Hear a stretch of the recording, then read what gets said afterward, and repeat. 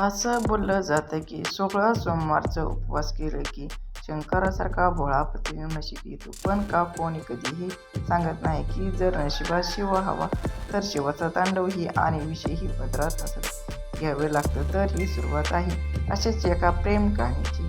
तो वादळ आहे, ही नदी शांत आहे, ती हसरी आहे तर तो गंभीर आहे, ती घर समाणार फुल आहे, तो शिव आहे तर ती त्याची पार्वती. अचानक आले एकमेकाच्या आयुष्यात होते का कधी एक. कोकणातून मुंबईसाठी 20 ते 25 गाड्यांचा ताफा सुसाट वेगाने सुटला होता. ब्रँड होता त्या प्रत्येक गाडीचा. त्यातल्याच एका एक्सपेन्सिव्ह टेस्टमध्ये फ्रंट सीटवर ड्रायव्हर ड्रायव्हिंग करत होता. बाजूला बॉडीगार्ड होता. पाठच्या सीटवरती एका कोपऱ्यात घाबरून बसली होती. डोळ्यातले पाणी चुकलं होतं. स्वतःला सावरून बसली होती. तहान लागली होती, पण पाणी मागायची ही हिंमत नव्हती. म्हणून हाताची चुळबुळ होत होती. तिच्या हाताच्या चुळबुळीमुळे तिला त्रास होऊ लागला होता. तसं तो जोरात ओरडला तिच्यावर. शांत बसता येत नाही का? काढून फेक त्या बांगड्या, कानाला त्रास नुसता. शांत बस, नाहीतर फेकून देईन बाहेर. तो रागाच्या भरात तिला बोलत होता. त्याचा तो पाहून तिने घाबरून आवडा गिळला आणि आपल्या हातात असलेला हिरवा तुळा पकडून बसली. तो लॅपटॉप घेऊन काम करत होता आणि अधूनमधून तिरक्या नजरेने तिच्याकडे लक्ष ठेवत होता. सकाळची दुपार झाली, दुपारची रात्र झाली होती, पण गाडी काय थांबायचे नाव घेत नाही. आत्ता तिला भूक लागायला लागली होती, पण मागणार कोणाकडे म्हणून गप्प डोळे मिटून घेतले. काल रात्रीपासून पोटात अन्नाचा दाणा नव्हता, पाण्याचा थेंब नव्हता, कोणी विचारले देखील नव्हते. तिने डोळे बंद करून घेतले आणि झोपेच्या अधीन गेली. 12 तासाच्या प्रवासानंतर सर्व गाड्यांचा ताफा मुंबईमध्ये पोहोचला. सर्व गाड्या थांबल्या. तसं तिला जाग आली. तिने डोळे उघडून बघितले. समोर तो उतरत होता. ती तशीच बसून होती. तिच्या साईडचा डोर ओपन करून एक मुलगी तिच्यासमोर हात करून उभी होती. तसं तिनेही तिच्या हातात हसून हात दिला आणि बाहेर आली. उतरून समोर उभी राहिली ती मुलगी. तिला घेऊन पुढे चालू लागली. ती लोक दरवाज्यावर आली तसे एक बाई आरतीचे ताट घेऊन दारात उभ्या होत्या. ते दोघे दरवाज्यात उभे राहिले. त्या बाईने दोघांना ओवाळून घेतले. तिला माप ओलांडायला सांगितले. तीही जसं सांगत होतं तसं ती करत होती, पण त्याला कंटाळा आला होता. तिथेच थांबायचे. आई झालं का? किती अजून काही बाकी आहे? हिला एवढा मान सन्मान द्यायची काही गरज नाही आहे. आणि ही आहे तरी कोण? हिची लायकी तरी आहे तरी काय? ती आली की हिला घरातून बाहेर जायचे आहे निघून. तिचे डोळे पाणवतात. ओठ दाटून आला होता, पण आपल्या अश्रूंना रोखून धरलं होतं तिने. त्यांच्याकडून मी माफी मागते. तो सध्या समजून घेण्याची अवस्थेत नाही आहे बाळा. बाई त्या बोलतात. काकू तुम्ही का माफी मागता? मी समजू शकते, ती बोलते. तो रूममध्ये येताच आपल्या फोनवर एका व्यक्तीला कॉल लावतो. काही माहिती भेटली का तिच्याबद्दल? कुठे आहे ही?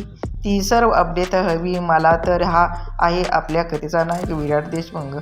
भारतातील नामांकित कंपनी देशमुख ग्रुप ऑफ इंडस्ट्रीजचा सर्व विराटच्या घरातल्याची ओळख. मीरा देशमुख, आई प्रशांत देशमुख, वडील मान्यता देशमुख, बहीण केतन देशमुख, भाऊ उर्मिला देशमुख, काकी सूरज देशमुख, काका आराध्या देशमुख, बहीण समीर देशमुख, भाऊ आणि आता अजून एक सदस्य ॲड झाली आहे, ती म्हणजे विराट देशमुखची बायको पल्लवी. विराट देशमुख तो फ्रेश होण्यासाठी गेला. थोड्याच वेळात फ्रेश होऊन शर्ट घालून तो बाहेर आला.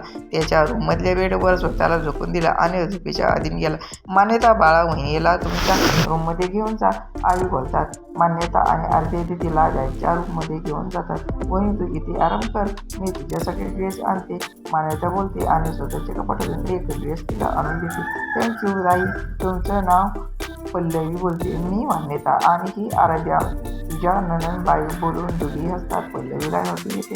वहिनी तुझं नाव काय आहे? बाबाने नाव काय सांगितले होतं काल घाईगडबडीत? मान्यता बोलते. माझं नाव पल्लवी देशपांडे.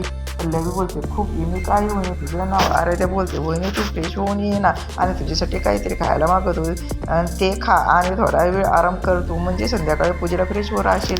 पल्लवी कपडे घेऊन बाथरूममध्ये जाते. थोड्या वेळात मान्यता आणि आराध्या नोकऱ्याच्या मदतीने तिला घेऊन येतात, कारण त्यांना बाबाकडून कळलं होतं की रागाच्या भरात आणि काल गाठ थांबवलीच नाही. जेवायला नाही की पाणी प्यायलाही नाही.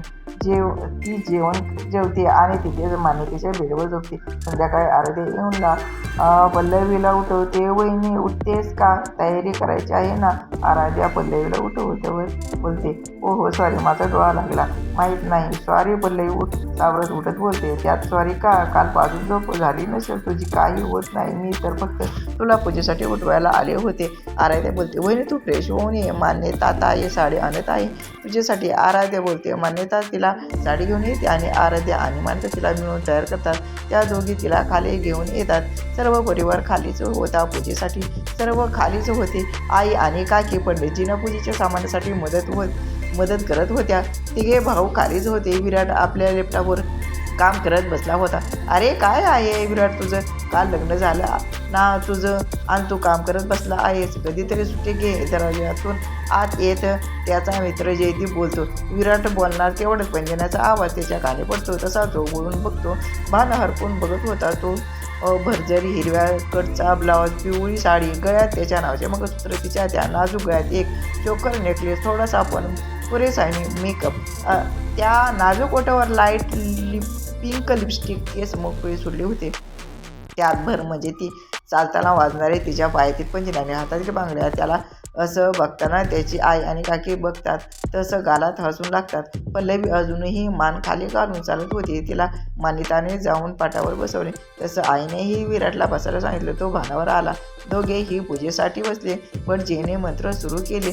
पल्लवी मन लावून हात जोडून देवाचे नामस्मरण करत होते, तर तो फक्त तिलाच बघत होता. भटजीच्या हाक मारण्याने तो भानावर येतो तेव्हा कुठे त्याला कळते की मंत्र तर कधीच संपले. तसं त्याला स्वतःलाच राग येतो. तसं तो तडक उठतो आणि रूममध्ये जातो. सर्व पूजेच्या पाया पडतात. आई आणि काकी जयदीपला जेवूनच पाठवतात.